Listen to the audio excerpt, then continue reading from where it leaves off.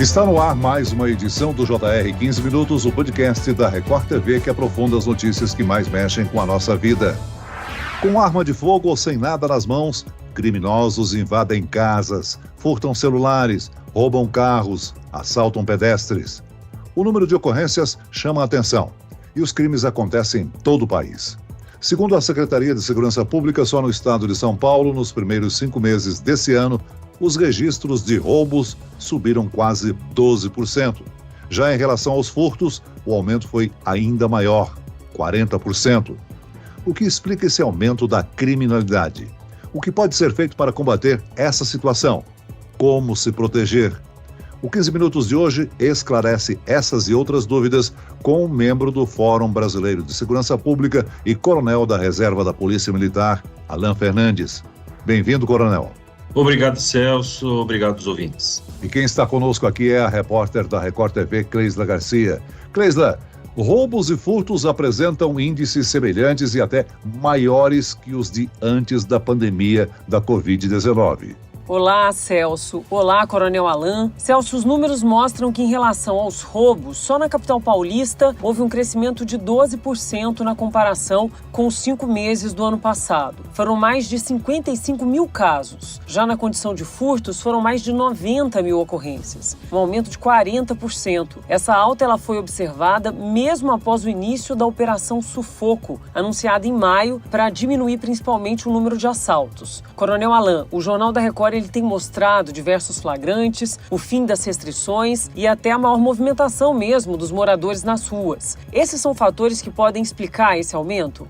Sim, nós temos todo um desarranjo econômico fruto da pandemia, e se coloca também nesse cenário a guerra na Ucrânia, sem dúvida, que coloca as pessoas numa situação de vulnerabilidade tamanha que impulsiona, sem dúvida, os crimes contra o patrimônio. Agora, coronel, segundo o Fórum Brasileiro de Segurança Pública, no ano passado, a cada hora, 97 celulares foram roubados ou furtados no país. A possibilidade de operações bancárias através do Pix, por exemplo, colabora com esse aumento, né? Sem dúvida, Celso. O Pix veio facilitar a vida de todos os brasileiros, é um produto aí do Banco Central, sem dúvida, formidável. Mas ele requer extremos cuidados. Uma operação fraudulenta de Pix, ela só é possível se você tiver uma conta bancária fraudulenta, aberta em nome de laranjas, aberta em nome de pessoas desavisadas ou mesmo de organizações criminosas. O Brasil muitas vezes se coloca na vanguarda de avanços tecnológicos, sobretudo voltados para a economia, mas se esquece do suporte necessário para dar segurança, não às transações em si, mas a como as transações se efetivam. Outra dificuldade para rastrear também essas operações fraudulentas de Pix é com a criação dos chamados bancos digitais, né? Onde os laranjas criam contas temporárias. Sim, sem dúvida. Mais uma facilidade da vida moderna, é muito bem-vinda, sem dúvida, facilita a vida das pessoas, mas não se pode dar passos sem descuidar das medidas de segurança, não só das medidas de segurança dos usuários, mas do sistema como um todo. A ideia de tornar as operações bancárias mais fechadas, mais seguras, menos abertas, elas remontam aos ataques de 2001 nos Estados Unidos, em que se descobriu que muitas das transações dos grupos terroristas utilizavam o sistema formal bancário americano. Isso acendeu um alerta vermelho muito sério nas instituições bancárias daquele país, razão pela qual muitos dos avanços que se vê, né, como se vê aqui no Brasil, eles são pensados de várias vezes antes de serem implementados lá, por conta desse grave problema que foram os ataques terroristas, mas que no Brasil, e ainda bem não temos esse problema nessa magnitude, a gente privilegia o livre mercado, e isso traz muitas benesses para todos, os grandes e pequenos comerciantes, para os cidadãos comuns, mas que, quando adotados sem pensar em medidas de segurança, podem promover sérios problemas, como esse que nós estamos debatendo aqui. Ainda sobre os celulares, coronel, hoje os bandidos tentam roubar o aparelho quando está em uso, ou seja, com a tela desbloqueada para principalmente ter acesso aos dados bancários, quando não sequestram o portador, né? É preciso muita atenção para usar o aparelho. Quais cuidados eu preciso ter para não me tornar uma vítima dos bandidos, hein? As primeiras medidas são aquelas disponíveis aí pelos softwares dos próprios celulares, como bloqueio de tela, senhas fortes do celular, senhas fortes dos sistemas bancários, dos bancos que a gente acaba alojando os nossos aparelhos, ter consigo, distante do aparelho celular, o número do e-mail para que você possa bloquear o celular caso você seja vítima de um furto, de um roubo. São medidas que são colocadas pelos softwares, pelos aparelhos celulares, pelos sistemas bancários, que dificultam bastante a vida dos criminosos. Para você ter uma ideia, Celso, uma pesquisa mundial feita recentemente, há cerca de 2 anos, diz que 6 milhões de usuários pelo mundo adotam como senha aquelas mais frágeis, 1, 2, 3, 4, 5, 1, 2, 3, 4, 5, 6, o que mostra que boa parte das pessoas no mundo, e sem dúvida isso também acontece no Brasil, tem poucos cuidados com a segurança digital. Dedicar um tempo para fazer melhores chaves mais protetivas contra seus dados, já são boas medidas. Além disso, sim, é preciso tomar cuidado no dia a dia das ruas, né? É preciso ficar atento aos locais onde você faz uso do celular. Infelizmente, é um cuidado que o cidadão deve ter para evitar que seu aparelho seja apropriado, estando aberto, vamos colocar assim, facilitando a vida do intruso. Em maio, o governador de São Paulo anunciou um reforço no policiamento, Celso. A ação faz parte da Operação Sufoco, realizada para tornar os policiais mais visíveis e presentes nas ruas. Coronel, qual o impacto dessa medida, na sua opinião? O impacto é muito positivo em termos de mitigar, reduzir a percepção de medo das pessoas. Estamos vivendo uma crise aí, muito evidente de furtos, e teve até um cidadão que foi morto aqui na cidade de São Paulo. Então esse tipo de operação reduz o medo das pessoas, deixa as pessoas mais seguras.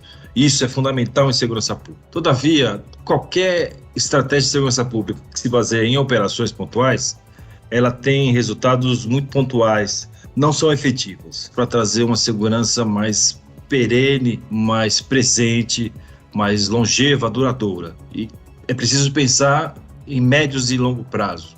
Ampliação de efetivos, ampliação tecnológica, estratégias de policiamento orientado por evidências. São essas estratégias que fazem frente a um panorama mais complexo de segurança pública. Invasões a condomínios e casas têm se tornado frequentes, né, Coronel? E assustado os moradores. Geralmente são quadrilhas especializadas com membros experientes. Quais são as orientações aos condomínios e moradores para adotar e reforçar a segurança do local, hein? O elemento humano é fundamental nesse processo. Normalmente, condomínios dispõem de porteiros à distância, e a experiência profissional nossa que são pontos muito vulneráveis. A qualificação dessa mão de obra é um passo importante para evitar crimes. Então, as pessoas serem bem treinadas, estarem atentas à circulação, à entrada, à identificação. É sempre um momento importante e bem complicado da vida social, porque na medida que esses profissionais eles restringem as entradas, exigem identificações e, enfim, são mais cuidadosos com isso, muitas vezes afetam a vida dos condôminos, né, dos serviços que circulam por lá. Mas é fundamental que se preserve a qualificação e profissionalismo dessas pessoas e sejam restritos quanto à entrada. A não ser em casos de quadrilhas muito estruturadas, com armamentos pesados, como fuzis, o que são raros, apesar de trazerem muito pânico à população. Você vê que o ingresso nesses condomínios se dá por meios fortuitos, por uma falha de identificação, por uma falha na portaria. Portanto, as empresas responsáveis e os síndicos e as pessoas envolvidas nos condomínios devem dar ênfase ao treinamento e reforçar que medidas de segurança não atrapalham a vida das pessoas, mas são necessárias para garantir a segurança de todos. Agora, para as casas fora de condomínios, as medidas são diferentes? A vigilância comunitária é uma boa opção? Sim, a vigilância comunitária, que em São Paulo recebe o nome de Vizinhança Solidária, é uma excelente medida. Porque em nenhum país do mundo a polícia está em todos os lugares a todo tempo. A polícia não tem olhos a todo momento. Mesmo a ideia de câmeras de monitoramento, que foi muito pensada e implementada em várias polícias no mundo nas décadas passadas, elas não se mostraram tão efetivas porque você exige que pessoas fiquem olhando as imagens das câmeras. Se vê que as dinâmicas dos crimes não foram severamente afetadas pelo espraiamento das câmeras. Estar atento à vida pública, estar atento ao espaço público, rua, praças, e se fazer em contato tanto entre os moradores como com os órgãos públicos é fundamental. Muitas vezes as pessoas me perguntavam se caberia ligar para a polícia militar, pelo 190, quando algum morador detectava alguém em atitude suspeita, se isso não era uma ocorrência menor, se não serviria só para atrapalhar o serviço da polícia. E eu dizia não, essa é a nossa ocorrência mais importante, porque você consegue se antecipar à conduta delitiva, sobretudo vista aos olhos de quem mora naquela rua. Então ligar para a polícia, quando detectar alguém com atitude suspeita, alguém com atitude que se diferencie daquele espaço residencial, é fundamental e faz com que a polícia atue antes do cometimento de um eventual crime. Aí eu pergunto, qual é a importância do boletim de ocorrência? Ele pode ser feito pela internet mesmo, né? Sim, as ocorrências podem ser registradas tanto via eletrônica, pelos portais da Polícia Civil, pelo portal da Secretaria de Segurança Pública. Na maior parte dos casos, você vai fazer esse registro via eletrônica. Alguns casos mais graves devem ser registrados nas delegacias de polícia do seu bairro. Por que é importante o registro do boletim de ocorrência? Porque ele quem vai, eminentemente, direcionar o esforço policial para as ruas que contêm mais registros, para as populações mais vitimizadas, mais vulneráveis pelos crimes. É através desse registro que os órgãos públicos conseguem adotar as medidas de rua, redirecionando o policiamento, as medidas de estratégia, instaurando inquéritos nos crimes mais sensíveis, locais mais sensíveis. Em última análise, Celso, direciona inclusive os investimentos em segurança pública. Porque imagina o nosso ouvinte, qual é a métrica, qual é a baliza que um governo estadual tem para contratar mais policiais? Ou contratar mais policiais científicos? Ou abrir batalhões? São os registros são as demandas. Sem que essas demandas se tornem efetivas para esses gestores, as políticas públicas se dão sem uma bússola. Então percebam a importância do registro. Agora, coronel, quais as provas a vítima precisa ter para denunciar uma ação criminosa, hein? Celso, a vítima ela é o polo mais frágil dessa grande cadeia chamada crime, desse grande processo.